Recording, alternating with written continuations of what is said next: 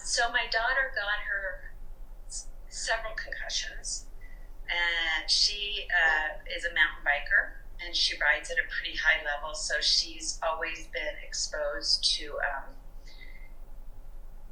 head injuries. She didn't get one until she was 23, and she was competing on the West Coast, and in a practice run, she just fell off her bike and thought, wow, that was a really hard fall, and she felt a little nauseous, and she didn't jump right back up like she usually does.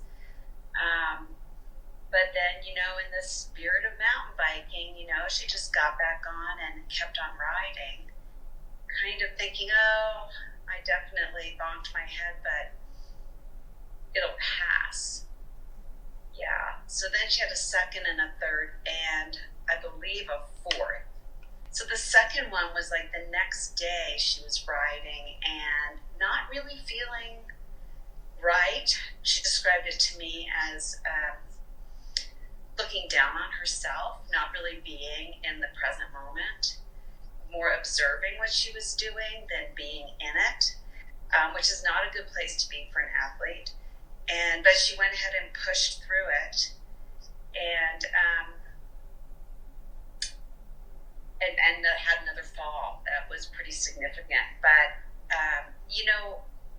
not really recognizing that the signs or symptoms of concussion, and neither did her coach, and neither did her teammates. So she flew across the country and did a third race, and she called me and said, I'm going to see how I feel tomorrow. I kind of feel funny. And I said, well, your health comes first. Do not race if you continue to feel differently. She did go ahead and race. My understanding is she didn't fall, but she didn't feel right.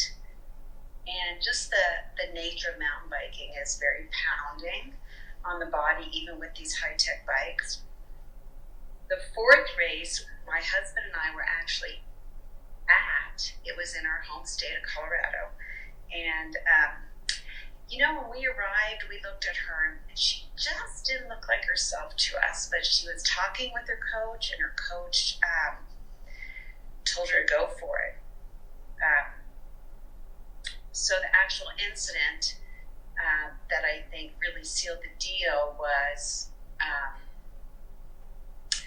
falling at the start line in a pile of people, and then really doing great on the first lap, like past a lot of people. The coach was going crazy. He was so excited. And then the second lap, didn't know where she was. She fell further and further behind and finished the race. And at the end, she just collapsed.